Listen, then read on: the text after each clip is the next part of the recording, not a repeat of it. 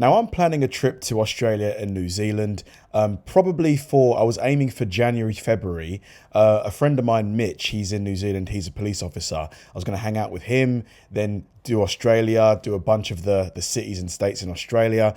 But I've heard summer is around that time in Australia and it can get really hot. But I mean, we're in the middle of summer in the UK here. And it's between sort of 30 and 35 degrees on any given day. And it is absolutely roasting. How much hotter can it really get in Australia? I mean, I know Australia gets hot, but I mean, is it really that much worse?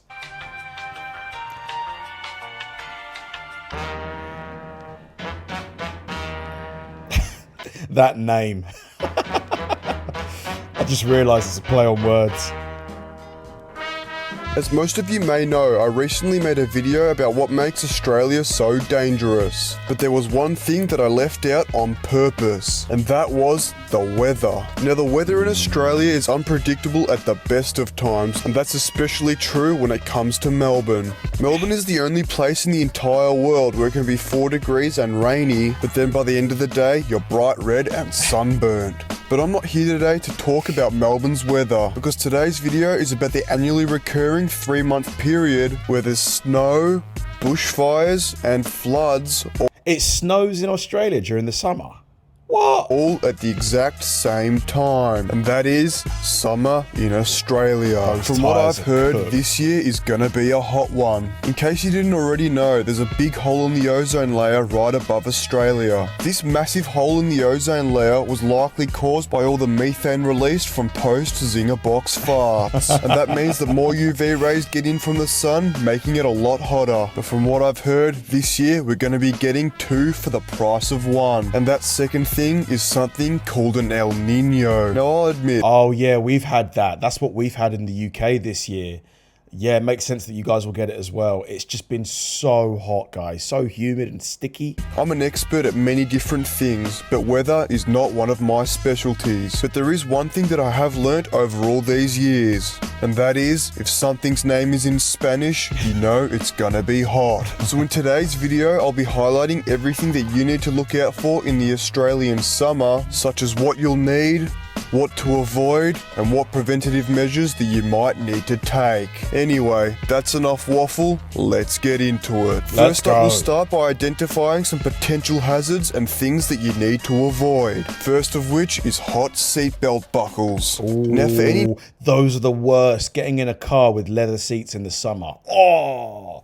Especially if you've got a tank top on and shorts. Oh! Non-Australians watching, you may be thinking, there's no way that a device like this, that's whole purpose is to keep you safe, can pose any sort of threat. And that is where you're wrong. You see, for some reason, these seatbelt buckles manage to harness the energy of the sun. And that means that if you park your car anywhere with sunlight, these little pieces of metal will warm up to roughly 1 billion degrees Celsius. And as soon as your skin makes contact with them, you'll be burnt into next week.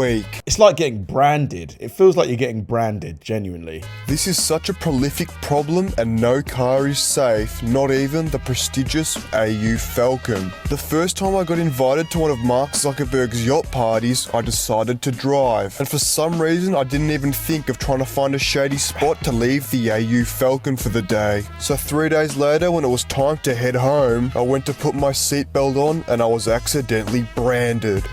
Is there an actual car brand in Australia called the AU? Because AU, I think, is the, it's obviously like the 2-letter symbol for Australia. So there's a car company called AU, or is he taking the mick? You see, hot seatbelt buckles aren't the only threat that come from the Australian summer heat. Another thing that is arguably just as dangerous is hot bitumen. Just like metal seatbelt buckles, hot bitumen somehow manages to harness the energy of the sun. And if you don't have the appropriate footwear, you could be in grave danger. In the summer of 2021, I walked down a street on a 35-degree day, and I made the fatal mistake of doing so barefoot. Oh, mate. Oof. God, that must have felt like walking on lava. Short 3-minute walk to go dump rubbish on the neighbour's front nature strip had massive repercussions. Every part of my foot that made contact with that red hot bitumen was burnt to a crisp and blistered up instantly. For 3 days I couldn't walk, and the only way I could get around was by levitation. After 3 days I What's Centralink? I've seen it referred to in quite a few videos. What is Centralink? was sick of it, and the only solution to this problem was to and drain out enough pus to fill 3 Olympic-sized swimming pools. Alright, that's enough anecdotal evidence. Out of the 7 mistakes I've made in my entire life, those 2 came with some of the worst consequences. But there's something that these 2 things have in common, and that is that they're both caused by the sun. The Australian sun during summertime is an absolute weapon. As I already mentioned, it has the ability to turn seatbelt buckles into cattle brands and bitumen into a makeshift frying pan. But apart from those 2 things, it also has the ability to turn you into a lobster, start bushfires that cover an entire state, and turn any car without aircon into a sauna on wheels. But now that I've mentioned most of the important hazards that you need to watch out for, How hot does it get though? Hang on a minute. How hot can it get during Australian summer time? Like, let's see, 40. Yeah, that's brutal. Oh my God. Yeah, 40 degrees is rough. during the Australian summer, I'll go through a few things that might just save your life. First up, we have the motorised esky. The motorised esky is up there with the AU Falcon as one of the most important and reliable vehicles that can handle Australia's unique conditions. With big, beefy off-road tyres, just like the AU Falcon, the motorised esky can go anywhere. And thanks to the wheelie bar on the back, once again, just like the AU Falcon, wherever you go, you'll get there in style. But by far the most important feature of the motorised esky is the esky itself. This small, cooled storage compartment can be used for many different things. Some things you can store in your motorised esky include ice, Coke, Pepsi, a few cold drinks to keep you cool during the summer heat, and if you have any big trips planned, you can fill it up with petrol and make your own long-range fuel tank.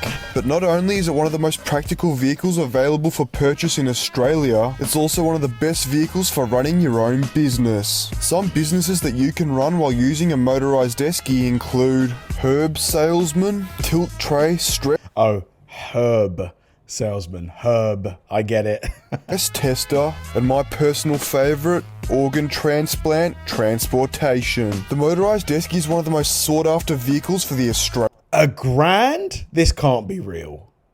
$1,000 people are paying for this. Australian summer. It's more than capable of surviving some of the harshest conditions that you can come across during the Australian summer. Things such as extreme heat, bushfires, floods, you name it. The motorised esky can be configured to suit your needs. But unfortunately, there is 3 problems. Those being the lack of air conditioning, 1-seater capacity, and a top speed of only 20 kilometers per hour. I mean, 20k per hour ain't bad for a...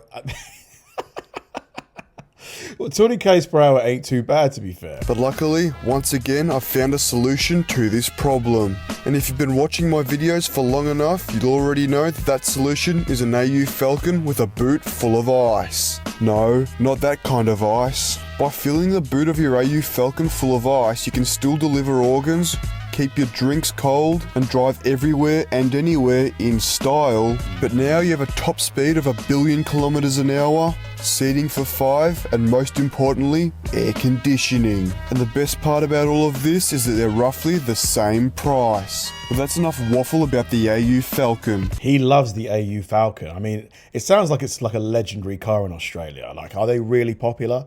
Like, the equivalent here would probably be a Ford Focus, something like that. Yeah, Ford Focus. Because believe it or not, there are some other things that you might need. Those being a hat, sunglasses, and sunscreen. Mate, how much sunscreen does he have on there? Glasses and...